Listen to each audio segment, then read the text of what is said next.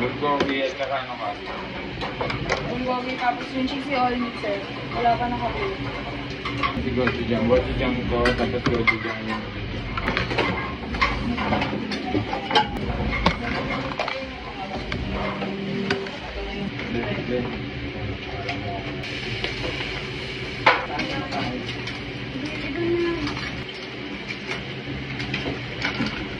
May sirap guys. Okay lang yun. Guys, yung asin control lang. Hey! Ano ba?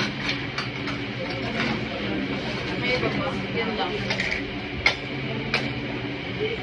Bulgogi. Dahon. Tsaka...